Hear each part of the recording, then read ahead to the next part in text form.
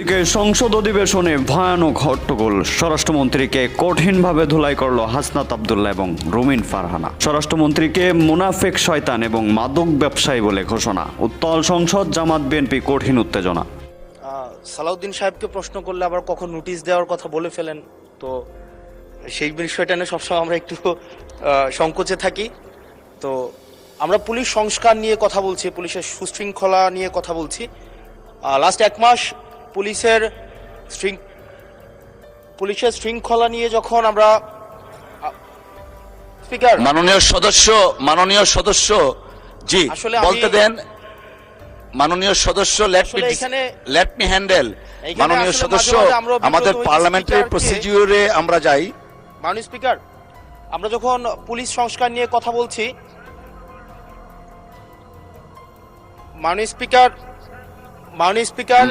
মাননীয় সদস্য আপনি দয়া করে বসুন। আমরা আশা করছি পরবর্তীতে আমরা সকল সংসদ। দর্শক, এতক্ষণ দেখছিলেন সংবাদের শিরোনাম। এবার আপনাদের একটু বিস্তারিত জানিয়ে দিই। দর্শক, সংসদ অধিবেশনে এবার হাসনাত আব্দুল্লাহ তাণ্ডব দেখল বিএনপি, যে হাসনাত আব্দুল্লাহ কি করতে পারে। দর্শক, পাশাপাশি রুমিন ফারহানাও হাসনাত আব্দুল্লাহর সাথে যোগ দিয়ে এবার স্বরাষ্ট্রমন্ত্রীকে যেই পরিমাণ ধুয়েছেন, তাতে করে মনে হচ্ছে না যে বিএনপি সরকার বেশি দিন টিকতে পারবে। কারণ হাসনাত আব্দুল্লাহ এবং রুমিন ফারহানা একই রকমের বক্তব্য বা একই রকমের গরম বক্তব্য দিয়ে থাকে। সেই গরম বক্তব্য বলতে পারেন যেই রুমিন ফারহানা বিএনপির ভিতর 17 বছর ছিল কিংবা 20 বছর ছিল, সকল গোপন তথ্য কিন্তু রুমিন ফারহানা জানা। এমনকি বিএনপির সকল মুখোশ আজকে সংসদে খুলে দিয়েছে। দর্শক, কথা বাড়াচ্ছি না। হাসনাত আব্দুল্লাহর বক্তব্যকে কেন্দ্র করে স্বরাষ্ট্রমন্ত্রী সালাউদ্দিন আহমেদকে নিয়ে প্রশ্ন করায় সংসদ অধিবেশনে হট্টগোল, উত্তেজনা। রীতিমতো হাসনাত আব্দুল্লাহর মাইক বন্ধ করে দেওয়া হয়। কথা বাড়াচ্ছি না, চলুন আমরা একটু বিস্তারিত দেখে আসি। তবে এই সংসদ সম্পর্কে আপনাদের মূল্যবান মতামত দিতে হবে যে আসলে হাসনাত আব্দুল্লাহ এবং রুমিন ফারহানা যেই কথাগুলো বলেছে তা সঠিক কি বেঠিক, একটু কমেন্টে জানাবেন। তো দর্শক, চলুন দেখে আসা যাক। একটা লাইক দিয়ে চ্যানেলটি সাবস্ক্রাইব করে রাখবেন। এগেইন আমি হাম্বলি মাননীয় সদস্যদেরকে রিকোয়েস্ট করব মূল প্রশ্নের সাথে সমন্বয় রেখে সম্পূরক প্রশ্ন করা। কুমিল্লা 4 আসন থেকে নির্বাচিত মাননীয় সংসদ সদস্য জনাব আবুল হাসনাত, আপনি একটি সম্পূরক প্রশ্ন করতে পারুন দয়া করে। ধন্যবাদ মাননীয় স্পিকার। সালাউদ্দিন সাহেবকে প্রশ্ন করলে আবার কখন নোটিশ দেওয়ার কথা বলে ফেলেন, তো সেই বিষয়টা নিয়ে সবসময় আমরা একটু সংকোচে থাকি। তো আমরা পুলিশ সংস্কার নিয়ে কথা বলছি, পুলিশের সুশৃঙ্খলা নিয়ে কথা বলছি। লাস্ট এক মাস পুলিশের শৃঙ্খলা নিয়ে যখন আমরা স্বরাষ্ট্রমন্ত্রী মহোদয় তো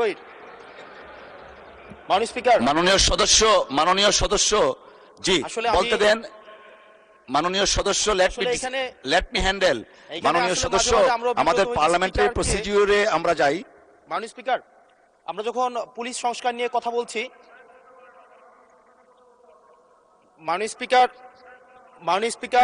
মাননীয় সদস্য আপনি দয়া করে বসুন। আমরা আশা করছি পরবর্তীতে আমরা সকল সদস্যগণ সংসদীয় যে নর্ম আছে, প্র্যাকটিস আছে, সেটা মেনে চলবো। Thank you. Yes, thank you মাননীয় স্পিকার। মাননীয় স্পিকার, পুলিশ সংস্কার নিয়ে যখন আমরা কথা বলি বা পুলিশের যে বিষয়গুলো, তৃণমূলের কিছু পুলিশের অনেক সমস্যা রয়েছে ইনস্ট্রুমেন্টাল। যেমন পুলিশকে যখন তদন্ত করতে পাঠানো হয়, ওই তদন্তের খরচ কিন্তু থানা থেকে দেওয়া হয় না, আর যেটা দেওয়া হয় সেটা কিন্তু অপ্রতুল। আমরা যখন পুলিশকে একটা কাজ করতে দিচ্ছি কিন্তু বাজেট দিচ্ছি না, পুলিশে একটা কালচার প্রচলিত রয়েছে, সেটা হচ্ছে ম্যানেজ করে নাও। এই ম্যানেজ করতে গিয়ে দেখা যায় পুলিশ দুর্নীতির বিভিন্ন কাজে তারা কনভেনশনালি জড়িয়ে পড়ে। যেমন কিছুদিন আগে আমাদের 26শে মার্চের প্রোগ্রাম হয়েছে এবং সেটা হচ্ছে সবাই জানে, এই 26শে মার্চের প্রোগ্রামে যে বাজেট দেওয়া হয়েছে প্রশাসনকে, সেই বাজেট এবং প্রোগ্রাম করতে গিয়ে যে খরচ হয়েছে সেটার মধ্যে কিন্তু আনুপাতিক অনেক ধরনের ব্যবধান রয়েছে। তখন যে কাজটা করতে হয়, পুলিশ ব্যবসায়ী থেকে তারপর হচ্ছে তার এলাকার বিভিন্ন প্রতিষ্ঠিত মানুষ থেকে কিন্তু অর্থ উঠাতে হয়। আমার মাননীয় স্বরাষ্ট্রমন্ত্রীর কাছে প্রশ্নটি হচ্ছে, এই যে পুলিশের যথাযথ বাজেট দেওয়া হবে কিনা, যাতে করে তাদের যে রুটিন ডেইলি অ্যাক্টিভিটিগুলো রয়েছে সেই ডেইলি অ্যাক্টিভিটিগুলো যথাযথভাবে তারা পরিচালনা করতে পারে এবং তাদেরকে যেন ম্যানেজ করে নাও কালচারে যেন না যেতে হয় এবং কোনো ধরনের দুর্নীতিতে যেন তাদেরকে যুক্ত না হতে হয়। ধন্যবাদ। আর একটা বিষয়, যদি সম্বোধন করার ক্ষেত্রে যদি ভুল হয়ে থাকে সেটা আমি অ্যাকনোলেজ করছি, কারণ আমার এই সংসদে আমি আসছি, আমার 27.5 বছর বয়স। সেখানে মাননীয় স্বরাষ্ট্রমন্ত্রী যখন সংসদে এসেছেন 1991 সালে, আর আমি জন্ম হয়েছি 1998 সালে। তো সেই জায়গাতে যদি কনভেনশনাল যে ভুল আছে আমরা সেগুলো সংশোধন করতেও রাজি। আমাদের যখনই আমাদেরকে নোটিশ করবেন আমরা সেটাকে সংশোধন করে নেব। ধন্যবাদ। ধন্যবাদ মাননীয় সদস্য। We are learning every day. ধন্যবাদ মাননীয় মন্ত্রী। মাননীয় স্পিকার, আপনাকে ধন্যবাদ। এটাই হচ্ছে পার্লামেন্টারি কালচার। আমি বয়স যাই হোক, মাননীয় সংসদ সদস্য হিসাবে আমাকে অ্যাড্রেস করতে হবে যে সদস্য প্রশ্নটি উত্থাপন করেছেন। আর্লি এজে পার্লামেন্টে আসাটা একটা সৌভাগ্যের বিষয়। আমরা সবারই উজ্জ্বল ভবিষ্যৎ কামনা করি। যেই মানে আমরা যে সময় এমপি হয়েছি তার চাইতেও আরো 8-10 বছর পরে জন্ম নেওয়াটা সৌভাগ্যের বিষয়, কারণ তার আগে সামরিক শাসনের সময় ছিল। যে প্রশ্নটা মাননীয় সদস্য উত্থাপন করেছেন, বাজেটের মন্ত্রী তো আমার পাশে আছে। এখন আমরা অনুরোধ করব পুলিশ বাহিনীকে আরো বেশি কর্মক্ষম করা এবং দুর্নীতিমুক্ত রাখার জন্য যথাযথ বাজেট তিনি দেবেন, এবং সেই বিষয়ে আমরা আগামী বাজেট অধিবেশনে পুলিশের বাজেট বৃদ্ধির জন্য আমি একটা প্রস্তাব মাননীয় অর্থমন্ত্রীর কাছে মাননীয় প্রধানমন্ত্রীর মাধ্যমে করে রাখছি। এটা সত্য কথা যে পুলিশের যে পরিমাণ রিসোর্স দরকার, যে পরিমাণ বাজেট দরকার, সেই পরিমাণ আমাদের অর্থনীতি সহ্য করতে পারে না বলেই হয়তো আমরা দিতে পারি না। তবে আমরা একটা ট্রান্সপারেন্ট এবং জবাবদিহিমূলক পুলিশি ব্যবস্থা যদি কায়েম করতে চাই, পুলিশ যেন অন্য কোনোভাবে ম্যানেজ করার কালচার থেকে বেরিয়ে আসে, সেটা আমাদেরকে নিশ্চিত করতে হবে। ধন্যবাদ মাননীয় সদস্য। ধন্যবাদ মাননীয় মন্ত্রী। আমরা এই প্রসঙ্গে আরেকটা সম্পূরক প্রশ্ন নিচ্ছি। ব্রাহ্মণবাড়িয়া 2 আসন থেকে নির্বাচিত মাননীয় সংসদ সদস্য রুমিন ফারহানা। অসংখ্য ধন্যবাদ। মাননীয় স্পিকার, ব্রুট মেজরিটি সবসময় বিপজ্জনক। অতীতেও আমরা সংসদে যখন ব্রুট মেজরিটি দেখেছি সেটা পরিণতি খুব ভালো হয়নি। মাননীয় স্পিকার, সে কারণে আমি বিনীতভাবে বলি, আমাদের সম্পূরক প্রশ্নের বিধিনিষেধ যদি এত কড়াকড়ি ভাবে করেন তাহলে আমরা কি করে মন্ত্রী পরিষদকে জবাবদিহিতার আওতায় আনবো? মাননীয় সদস্য, এটা এই অবস্থান থেকে করা হয়নি। We are abided by the rules and regulations of the parliamentary procedure, and I am hereby to declare that I cannot go beyond the procedure. I understand মাননীয় স্পিকার, কিন্তু তারপরেও একটু যদি উদার হই তাহলে বোধহয় ভালো হয়। আমাদের মাননীয় স্বরাষ্ট্রমন্ত্রী, উনি অত্যন্ত দক্ষ যোগ্য ব্যক্তি। উনি সংবিধান যেমন ভালো জানেন, আমি নিশ্চিত উনি ওনার মন্ত্রণালয়ের ব্যাপারেও অনেক বেশি জানেন। সে কারণেই একেবারে সম্পূরক প্রশ্ন ঠিক ওই মূল প্রশ্নের আঙ্গিকে না হলেও আমি মাননীয় স্বরাষ্ট্রমন্ত্রীর দৃষ্টি আকর্ষণ করে বলছি, বাংলাদেশের মানুষের কপাল এমন যে মরার উপর খাড়ার ঘা সব সময়ই থাকে। দীর্ঘ 15 বছর গুম, বিচার বহির্ভূত হত্যা, হেফাজতে নির্যাতন, নেতাকর্মীদের ধরে নিয়ে গিয়ে পা ভেঙে ফেলা, অসুস্থ করে দেওয়া, এই কালচার ছিল। এরপরে অন্তর্বর্তীকালীন সরকারের সময় মাননীয় স্পিকার আমরা দেখলাম মব কালচার। 2024-এর সেপ্টেম্বর থেকে 2026-এর জানুয়ারি পর্যন্ত মাননীয় স্পিকার আমাদের যেই পরিসংখ্যান সেটা বলছে যে 250-300-র উপরে মানুষ নিহত হয়েছে এই মবের খপ্পরে পড়ে। আমার মাননীয় স্বরাষ্ট্রমন্ত্রীর কাছে প্রশ্ন, যেহেতু একটা খারাপ কালচার বাংলাদেশে শুরু হয়েছে এবং আমি নিজেও 21শে ফেব্রুয়ারি সেটার একজন ভুক্তভোগী, সেটা বন্ধ করার ব্যাপারে সরকার কি মেজার নেবে এবং স্বরাষ্ট্রমন্ত্রী এই ব্যাপারে কি কি পদক্ষেপ নেবেন? ধন্যবাদ। ধন্যবাদ মাননীয় সদস্য। মাননীয় মন্ত্রী। মাননীয় স্পিকার, আপনাকে ধন্যবাদ। মাননীয় সদস্যকেও অনেক বেশি ধন্যবাদ দিচ্ছি। এই মব কালচারের ইস্যুটি একটা ডিফারেন্ট ডিবেট, আলাদা ডিবেট হতে পারত। যত পরিসংখ্যান তিনি দিয়েছেন 24-এর 5ই আগস্টের পর থেকে এই 26-এর জানুয়ারি পর্যন্ত, সে পরিসংখ্যানটা আমার কাছে নাই। তবে আমাদের কাছে অনুমান আছে। আমরা সরকারের দায়িত্ব পেয়েছি, আমি এটা ক্ষমতা বলতে চাই না, আমরা এই রেসপন্সিবিলিটিটা পেয়েছি।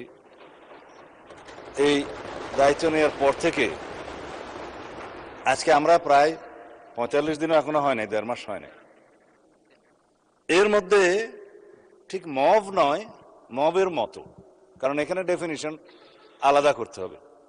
কোনটা গাইবান্ধার পলাশবাড়িতে থানায় গিয়ে হামলা, সেটা কি মব হবে, নাকি কোনটা 21শে ফেব্রুয়ারিতে মাননীয় সদস্যের উপরে হামলা হয়েছে সেটা কি মব হবে, নাকি উত্তরা একটা বিজনেস সেন্টার, উত্তরা স্কোয়ার সম্ভবত নাম, সেখানে ঘেরাও করে দোকানপাট ভঙ্গ করেছে, সেটা কি মব হবে, সব কিছুকে মব বলা ঠিক হবে না। কিছু আছে সংগঠিত পরিকল্পিত অপরাধ, তার বিরুদ্ধে মামলা হয় এবং সেটা তদন্ত হয়, গ্রেফতার হয় এবং বিচারের জন্য সুপর্দ করা হয়। কিন্তু স্পষ্ট উচ্চারণ আমরা করেছি দায়িত্ব নেওয়ার পরে, বাংলাদেশে কোনো রকমের মব কালচার আর থাকবে না। রাস্তাতে যে কোনো দাবি নিয়ে মহাসড়ক সড়ক অবরোধ করে দাবি আদায়ের যে প্রবণতা ইন্টারিম গভর্নমেন্টের সময় দেখা গিয়েছে, ক্ষেত্র বিশেষে সেই গভর্নমেন্টের দুর্বলতার কারণে ইন্সপায়ার্ড হয়েছে, সেটাকে আমরা আর কখনো অ্যালাউ করব না। গণতান্ত্রিক প্রক্রিয়া হিসেবে দাবি থাকবে, সেই দাবির জন্য সংশ্লিষ্ট কর্তৃপক্ষের কাছে, মন্ত্রণালয়ের কাছে, ডিপার্টমেন্টের কাছে অবশ্যই দাবিনামা স্মারকলিপি দেয়া যাবে। সেজন্য জনমত সৃষ্টির জন্য সেমিনার সিম্পোজিয়াম আয়োজন করা যাবে এবং প্রয়োজনে সেটা একটা জনসমাবেশের মাধ্যমে প্রকাশ করা যাবে এবং অ্যাসোসিয়েশন রাইট টু স্পিকস, এগুলো আমরা এনশিওর করব, সেটা করা যাবে। It's Democratic culture. কিন্তু মবের মাধ্যমে যেন আমরা সবাই এই সমস্ত দাবি আদায়ের প্রবণতা থেকে বেরিয়ে আসি। যখন সেটা মব হবে, মবের ডেফিনিশন আলাদা, স্পেসিফিক ক্রাইম হবে, ক্রাইমের ডেফিনিশন আলাদা, কোথাও থানায় গিয়ে আক্রমণ হবে, সেটা আলাদা। আমি এই প্রসঙ্গটা এখানে তুলছি না, কারণ এটা একটা রাজনৈতিক বক্তব্য তখন হয়ে যাবে। কোনোদিন যদি সেই বিষয়ে কেউ নোটিশ দেয়, সেটা করব, অথবা আমারও ইচ্ছা আছে 2-1 দিন পরে 300 বিধিতে আমি একটা বিবৃতি দেব। ধন্যবাদ মাননীয় স্পিকার। ৭৯,০০০ ব্যক্তির ব্যাপারে এই অভিযোগ আছে যে তারা আসলে মুক্তিযোদ্ধাই না।